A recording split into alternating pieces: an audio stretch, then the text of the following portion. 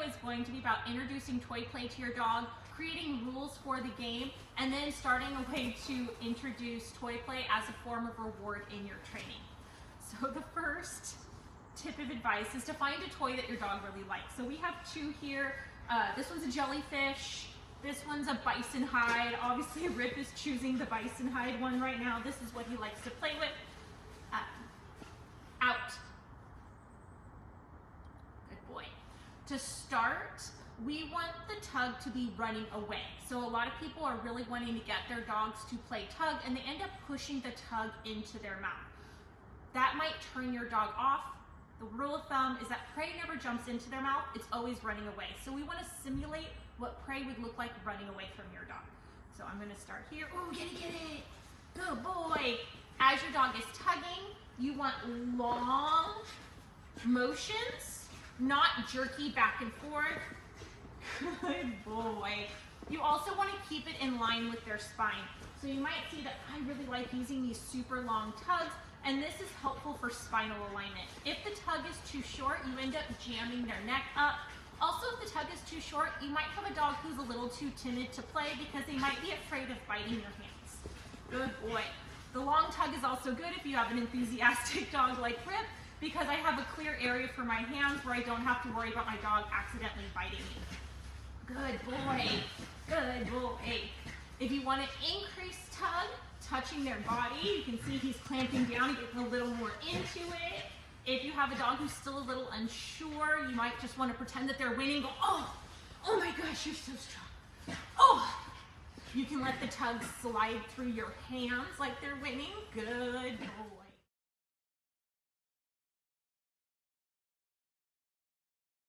The next we want to do is to start to train it out. To do this, we make the toy dead. I'm going to put my hands on either side of his muzzle and give the word out. As soon as he outs, yes, the game starts again. So the dogs learn that the quicker that they let go of the toy, the quicker the game starts again. Good boy. We're going to demo that again. Out.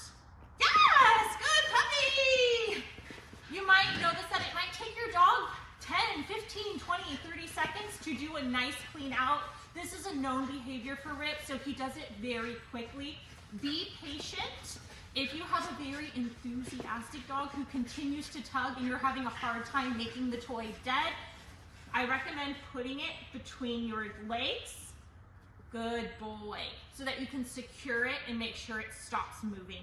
The more tension that's on it, it's going to make your dog want to tug on it even harder. Get it? Good boy. Good boy. Oh. Good boy. So once your dog is really confident with his outs, you can give it during tug, out. Yeah, get it! And start to practice that game starting right back up again. Good boy, out. Get it! Good boy. Good boy. Out.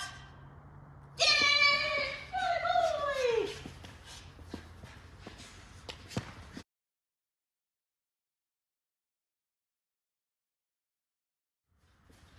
Good boy, out. So this is also where I start to incorporate his being able to get it. So as you were seeing before, I was saying the word get it at the same time as him running. So he starts to pair that word get it with being able to get his toy. Now we're going to start to be able to do it, making it a little bit harder. So I'm going to keep it in my hand and start to move it. He does not have access to it yet. I have not said the word get it. Get it! Good boy! Out. Make it look more like this. A little harder. Get it! Good boy!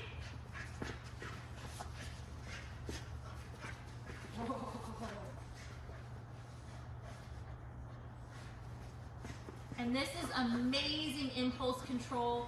Pretty much any manners behavior you expect your dog to do is an exercise in impulse control, and when you get to play it in a game like this and to help teach your dog lessons of impulse control with this really fun game, it helps so much more for kind of the more boring behaviors. Out! So we can make this a little harder, where I'm kind of swinging it. This might be really hard for your dog. It's okay, take these little steps. You might be at one of the early steps where you just say get it for a week or two, for 3 weeks. It's totally fine. Take whatever time your dog needs. Rip has been learning these games since he was 8 weeks old. He just turned a year at the end of December, so we've been practicing this a lot. I'm just trying to show you the steps that you can do to start making it a little bit harder and a little bit harder. But as you're going through the steps, you might find that you're at that step for a few weeks, and that is totally fine. I'm definitely not expecting your dog to progress through all of these steps in a single video like Rip is. So the next one, if I can throw it, get it! Go!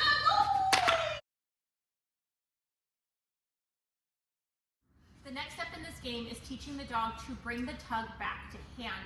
Especially for dogs who have some possession issues that want to just go and hide their toy, or they want to go chew it in the corner. It's hard to have a relationship and to build behaviors and train if your dog, as soon as they get the reward, just wants to go hide in the corner and have the toy to themselves. We want you to be part of the reward event. So what we start to do, just like we did the out, and the dog learns that the quicker they out, the quicker the game starts back again, we start to teach the dogs that the quicker they bring the toy back to hand, the quicker the game starts again. And we do this on a long line. I also recommend doing it in a really small room. So you might want to do it in your bathroom or a small bedroom or a blocked off hallway. So it prevents the dog from running into corners and hiding with their toys. So we're gonna play the boy out. And we're going to toss the toy away. Get it! And we're gonna go rip, rip, yeah, good boy! As soon as he brings it back to hand, the toy starts again. Good, good boy. Good boy. Out. Get it! Rip! Yeah! Good boy! My hands are a little cold, so I'm having trouble gripping, but he's doing his best to try to get it to my hand, which I really appreciate. Good boy. Good, good boy. So say your dog isn't quite bringing it back yet. What you'll do is just wait with the long line with your hand open until your dog brings it to your hand. And as soon as they bring it back to your hand, a big party starts. Good boy. Out! So we're gonna try to simulate that. Usually if I give Rip a little bit more space, he likes to try to go and sit in the corner with his toy. So get it. Good boy. See, it's kind of running away. I'm going to keep my hand out. The game isn't going to be as fun when he's playing by himself. Then when he comes back, yeah, that's amazing! And we have a big party when he brings it back. Good boy! Yeah, I'm giving a little tap on the side just to make the game super fun. And, oh, he wins. And then we're going to hold our hand out, yeah, to bring back the game. If your dog is having a hard time bringing back, some tricks that you can do is run backwards to encourage your dog to come forward, keeping them on a long line until they understand the rules of the game, and slowly increase that freedom until they really understand what's expected of them. Good boy.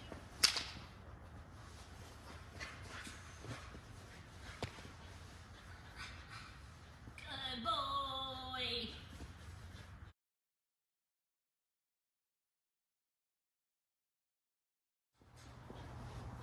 Good boy. Out.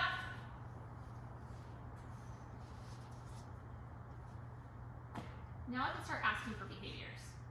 Rip, down.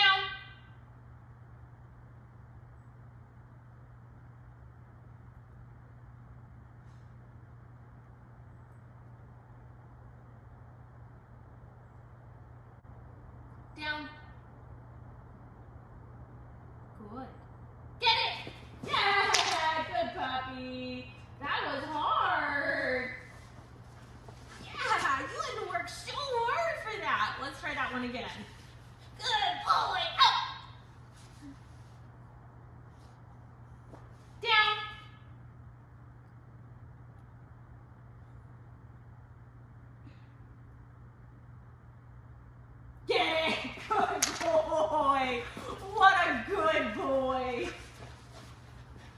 That was awesome sauce, man.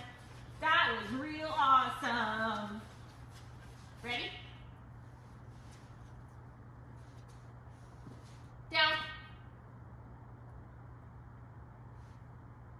Get it. Good boy. Good boy. Yeah, you're so super.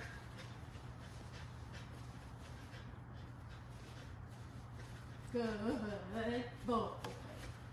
Out.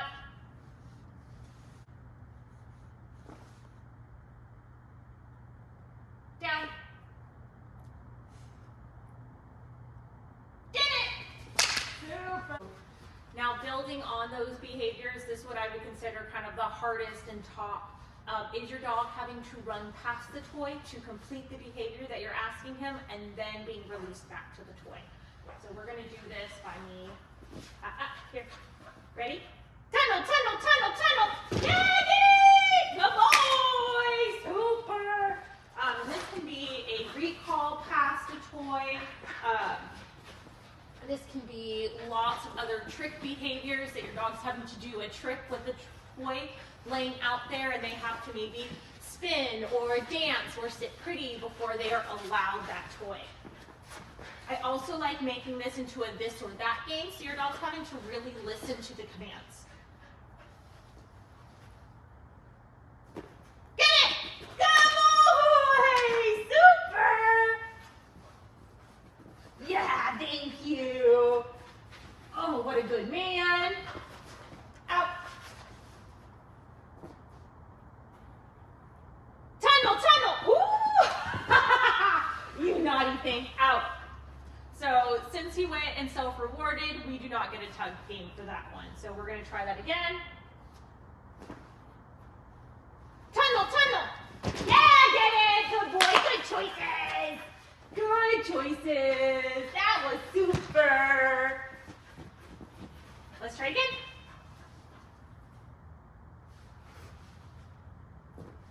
Here. Tunnel, tunnel. Get it. Good boy. So good. Yeah, so good. Out. Get it. Good boy. Here. Yeah. Good boy. Good boy.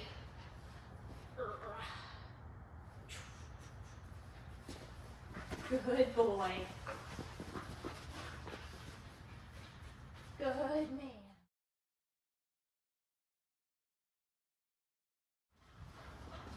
Now, say your dog is more of a ball dog than a tug dog, or maybe you are just not able to play tug with your dog. Either you don't have the hand strength or you potentially have an injury that prevents you from doing that. You can do this exact same procedure with the ball, it just looks slightly different. So as we were doing the outs, what we are doing is that instead of the out meaning that the tug game starts right back again, out means that a second ball is thrown. Rip, come. Sit. Out. Good boy. So we want this with 2 balls. We're going to throw one. Good boy. And as he comes back, good boy. Out. Yes, good boy. Here. Yes, good job. Out. Yes. Good boy. Out.